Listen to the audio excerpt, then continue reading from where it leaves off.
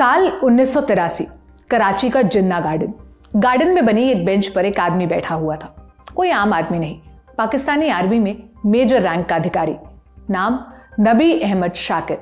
Major नबी किसी का इंतजार कर रहे थे, लेकिन तभी अचानक पेड़ों के पीछे से पाकिस्तान आर्मी के जवान निकल कर आए और मेजर को चारों ओर से घेर लिया। मेजर नबी पर इल्जाम था जासूसी करने का। उन्हें गिरफ्तार कर लिया गया, फांसी की सजा सुनाई गई। आप सोचेंगे एक पाकिस्तानी अफसर की कहानी हम क्यों सुना रहे हैं?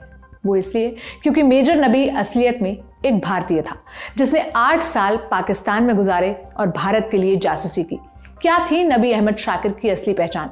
कैसे पहुंचे पाकिस्तान और कैसे पकड़े गए, जानेंगे आज के एपिसोड में। नमस्ते, मेरा नाम सोनल है और आप देख रहे हैं ऐतिहासिक किस्सों कहानियों से जुड़ा हमारा रोजाना का कार्यक्रम तारीख, जिसमें आज हम कहानी सुनाएंगे भारतीय जासूस रविंद्र कौशिक उर्फ ब्लैक टाइगर की।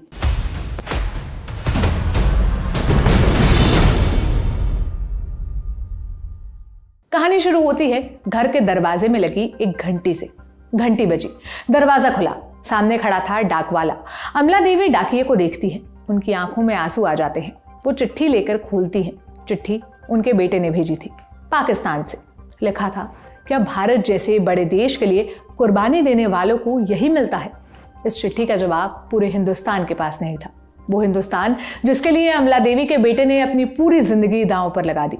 अमला देवी राजस्थान के श्रीगंगानगर जिले में रहा करती थी। साल 1952, 11 अप्रैल की तारीख। इसी दिन अमला देवी को एक औलाद हुई। नाम रखा रविंद्र। बचपन से रविंद्र का इंटरेस्ट अभिनय और मिमिक्री में था। स्कूल कॉलेज में खूब नाटक खेले। 21 साल की उम्र में उन्होंने लखनऊ में नेशनल थिएट्रिकल फेस्टिवल में हिस्सा लिया। नाटक खेलते हुए एक रोज कुछ ऐसा हुआ कि रविंद्र की खुद की जिंदगी ने एक बड़ा नाटकीय मोड़ ले लिया। रविंद्र के छोटे भाई राजेश्वर नाथ कौशिक हिंदुस्तान टाइम्स से बातचीत में बताते हैं, कॉलेज में एक एक्ट में रविंद्र ने एक इंडियन आर्मी ऑफिसर का किरदार निभाया था। ऐसा ऑफिसर जो चीन को खुफिया जानकारी देने से इनकार कर देता है। शायद रविंद्र के इसी एकल अभिनय की ही वजह से इंटेलिजेंस अफसरों का ध्यान उन पर पड़ा। दरअसल रविंद्र जहां रहते थे वो इलाका पाकिस्तान की सीमा से काफी नजदीक था। यहाँ का कल्चर सीमा पार से मिलता जुलता था और लोगों के नाक नक्शे भी सीमा पार वालों जैसे ही थे। इसलिए भारतीय इंटेलिजेंस एजेंसीज को जब भी जासूसों की जरूरत पड़ती, वो इस इलाके के लोगों की पहचान करके उन्हें रिक्रूट करने की कोशिश करते। रविंद्र का अभिनय देखकर उन्हें लगा कि एक उम्दा जासूस बन सकते हैं। रविंद्र के पिता एयरफोर्स में अधिकारी थे। आर्मी बैकग्राउंड के चलते देशभक्ति का जज्बा उनमें पहले से था। इससे जब इंटेलिजेंस अधिकारियों ने उनके आगे जासूसी की पेशकश रखी, रविंद्र तुरंत तैयार हो गए। इसके बाद शुरू हुआ ट्रेनिंग का दौर। 1983 में ग्रेजुएशन पूरा हुआ। कौशिक ने अपने पिता से कहा कि उनकी नौकरी लग गई है, इसलिए वो दिल्ली जा रहे हैं। नौकरी क्या थी, इसके बारे में रविंद्र ने अपने परिवार वालों को नहीं बताया। असलियत में Ravindra research and analysis wing यानी रॉ में ट्रेनिंग लेने जा रहे थे। तब उनकी उम्र लगभग 23 साल थी। दिल्ली में रविंद्र ने रॉ के साथ 2 साल की कड़ी ट्रेनिंग ली। इस दौरान उन्होंने उर्दू सीखी, मुस्लिम धर्म से जुड़े रीति रिवाज सीखे, उन्हें पाकिस्तान का इतिहास और भूगोल रटाया गया। यानी वो सब सिखाया गया जो एक पाकिस्तानी बनने के लिए जरूरी था। रविंद्र की ट्रेनिंग जब पूरी हो गई तब उनका एक नया नामकरण हुआ, नबी अहमद शाकिर। ये रविंद्र का नया नाम था। साल 1975 तक रविंद्र जासूस के तौर पर तैयार किए जा चुके थे। यहां तक कि पहचान को पुख्ता करने के लिए खतना भी करवा लिया था। अब बस उन्हें पाकिस्तान भेजे जाने की जरूरत थी।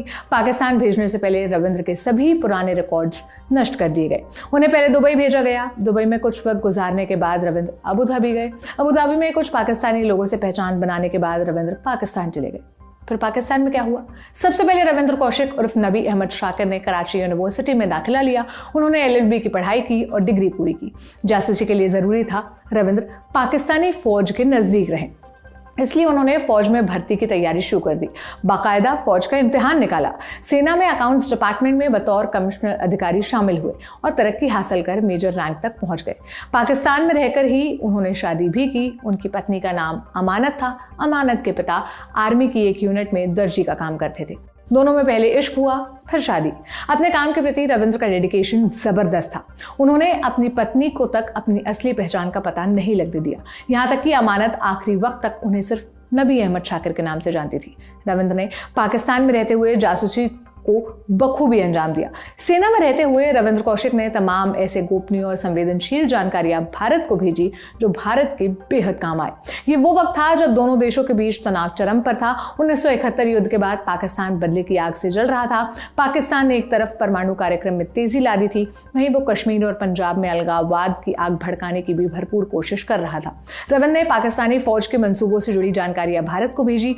कौशिक ने जो जानकारी भेजी और उसकी बदौलत भारत ने जो एक्शन लिया, ये सब टॉप सीक्रेट जानकारी का हिस्सा है, किसी को नहीं पता। लेकिन रविंद्र के काम का महत्व आप इस बात से जांच सकते हैं कि इंडियन डिफेंस सर्कल में कौशिक को द ब्लैक टाइगर कहा जाने लगा। कहते हैं ये नाम उन्हें खुद प्रधानमंत्री इंदिरा गांधी ने दिया था।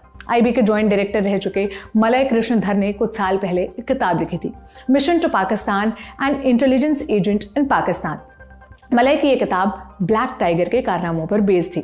कौशिक की कहानी को बॉलीवुड ने भी काफी बनाया। सलमान खान की फिल्म एक था टाइगर भी रविंद्र कौशिक की कहानी से प्रेरित बताई जाती है। वहीं जॉन अब्राहम की फिल्म रोमियो अकबर वॉल्टर भी ब्लैक टाइगर की कहानी जैसी ही है। रविंद्र ने लगभग 8 साल तक भारत के लिए जासूसी की। इतने समय कभी किसी को उन पर शक नहीं हुआ। फिर रविंद्र कौशिक पकड़े कैसे गए? इसमें भी रविंद्र की खुद की गलती नहीं थी। हुआ कुछ यूं कि इनायत मसीह नाम का एक एजेंट पाकिस्तान भेजा गया।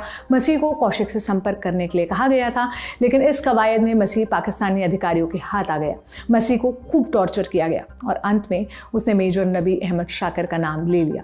इसके बाद पाकिस्तानी खुफिया अधिकारियों ने रविंद्र के लिए फील्डिंग बिठाई।